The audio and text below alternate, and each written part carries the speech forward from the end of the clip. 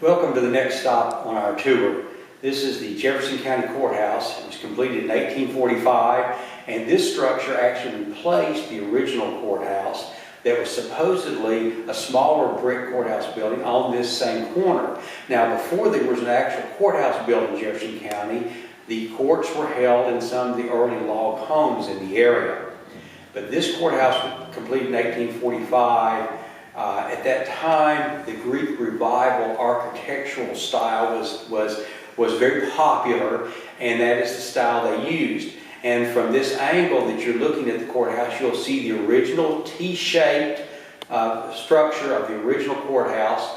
On the gabled end, you'll see the wide soffit area around the roof line that also cuts across and makes a triangular shape at the end of the gable, which is Greek Revival architectural clues. You'll see above it the cupola, the original tower and cupola that were built with this courthouse. And around the back, you may see a little glimpse of the addition that was put on the late 1950s, early 1960s.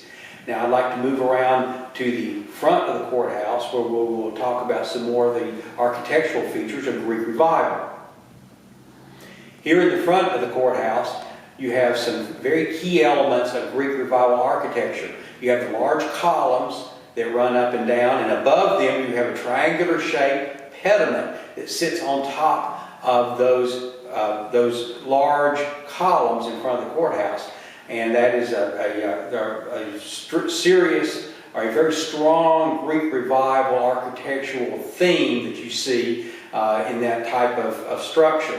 The small pane sidelights beside the front door and the window above are Greek Revival clues. The brick that you see on the building, this building is 3 bricks thick, and it's done in the running bond or common bond pattern, and you'll see that every so many courses they would turn a brick long ways, and that would connect the 3 layers of bricks and hold them together on the wall of that building. And over to the left-hand side, again, you'll see a better view of the late 1950s, early 1960s addition, 2-story brick that they put on. They attached it off the back corner of the building so that it didn't impede the original look of the architecture of the original courthouse building. This courthouse has served Jefferson County since its early days, when the early one was built here on this corner, and all of our records are intact from 1792. This courthouse has never suffered a major fire like some of the other counties have, where they lost a lot of their records. And those records are housed inside today on the 2nd floor in the archives office, where the archives volunteers each day are going through the loose records, and they are cataloging and organizing and putting them on computers so that researchers can better access the information that's available from the early days of the history of our courthouse.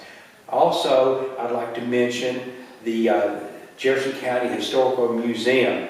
In January of 1957, the County Commission authorized the Reverend Rural B. Pritchett to put together a museum of our county history, and it is housed here on the 1st and 2nd floor of the Jefferson County Courthouse. Reverend Pritchett started with many of the artifacts that he had in his collection, and he invited citizens around the county to bring in and either donate or loan items they had pertaining to the history of Jefferson County. Today, it is a wonderful visual tour through our history from the Native American days, lots of Civil War artifacts. You will have World War I, World War II, all the way up to some modern items that are still being donated to the museum. And we'll take a tour of the museum on another stop. Thank you.